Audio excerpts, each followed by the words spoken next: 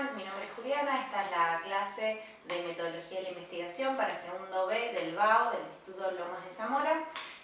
Bueno, la idea de innovar con esta forma didáctica tiene que ver con poder hacer una explicación más clara sobre lo que fue la clase de la semana pasada, donde empezamos a ver lo que es el conocimiento, particularmente.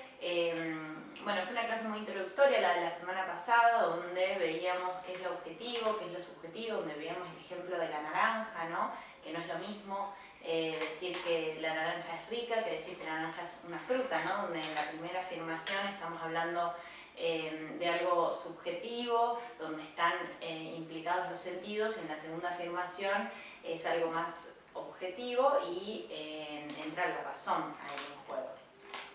Así como muy rápidamente, esto es lo de la semana pasada. Y además yo les dejaba un texto en relación a los tipos de conocimiento para que ustedes puedan ver qué es lo que ahora voy a explicar.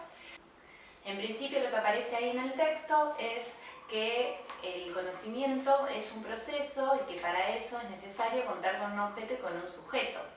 Cuando dice que es un proceso, se refiere a que nada se da de la noche a la mañana, ¿no? Hay que dedicarle tiempo, hay que poder conocer los distintos aspectos que tiene un objeto para ser conocido, hay que poder pensar, reflexionar, equivocarnos. Además, el conocimiento no tiene fin, digamos, no siempre hay algo más que podamos estar sabiendo. Entonces, eso en relación a por qué el conocimiento es algo que se produce a lo largo de un proceso. Por otro lado, cuando decimos que es necesario que haya un objeto, no se refiere a un objeto como una cosa, ¿no? Como decimos más habitualmente, esto es un objeto. En la materia de metodología de la investigación nos vamos a referir al objeto como aquello a lo que queremos conocer, a un tema, una situación, algo que queremos conocer. Entonces también ahí lo que decíamos es que es necesario un sujeto que quiera conocer, ¿no? Entonces ahí hay una relación entre, también lo plantea en el texto, ¿no? Hay una relación de reciprocidad. ¿Qué quiere decir eso? Están relacionados el sujeto y el objeto, ¿no? Porque hay una persona que quiere conocer y hay un objeto para ser conocido. Y además, una vez que ese proceso está en camino, se van modificando los dos mutuamente. Veamos un ejemplo.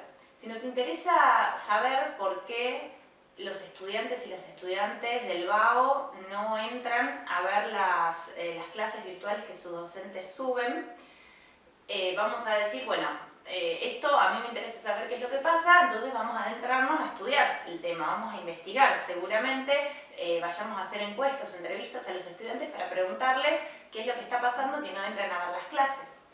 Una vez que tengamos esos datos, que los sistematicemos, que los analicemos, vamos a tener algunas conclusiones, ¿no? Estas son las razones por las cuales los estudiantes no ingresan a las clases. Entonces, con esa información hay que hacerle llegar a los docentes y se supone que los docentes, bueno, con esos datos van a poder pensar una vuelta de tuerca, ¿no? Para darle su propuesta pedagógica, didáctica. Entonces, si se modifica eso, ¿no? Depende, por supuesto, si eso es lo que sale de las conclusiones, ¿no? Capaz que el problema era otro, puede ser el problema que los estudiantes no tienen computadora o que no tienen acceso al internet o que no cuentan con un espacio en su casa donde puedan estar en tranquilidad, encargándose de la tarea. No puede haber una infinidad de razones.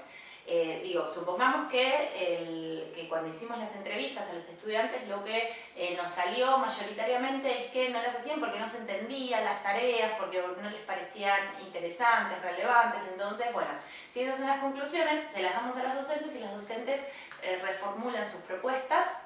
Y ahí entonces, como consecuencia, los estudiantes deberían sí entrar a las clases, hacer las tareas y demás, ¿no?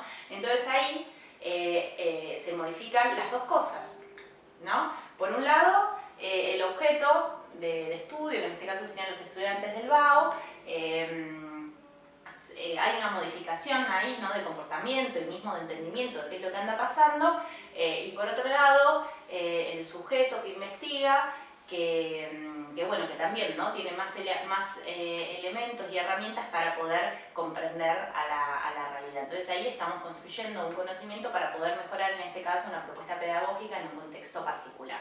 Para que haya conocimiento es fundamental que haya un objeto para conocer y un sujeto que quiera conocer.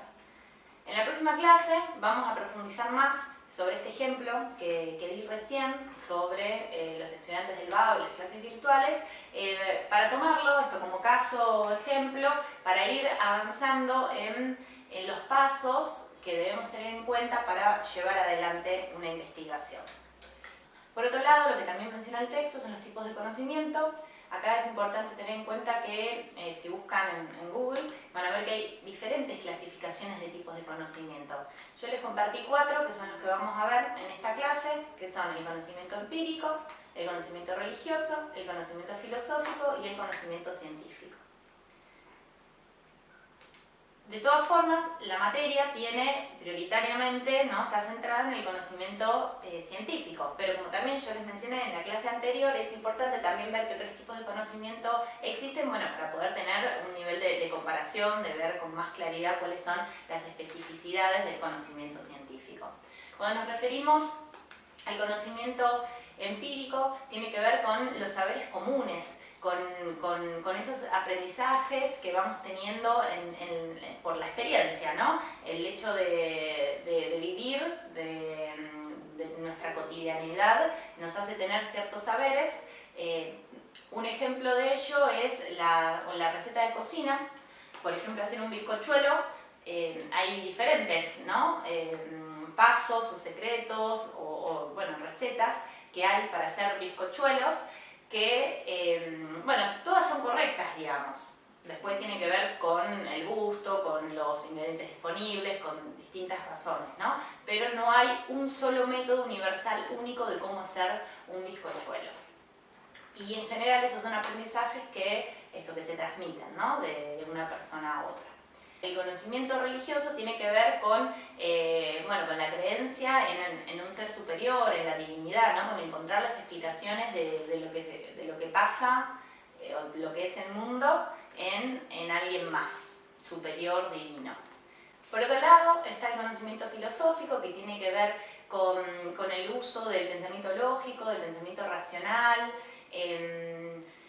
y además se preocupa por lo más profundo, se preocupa por el ser y en general tiende a ver la totalidad, ¿no?, de las cosas.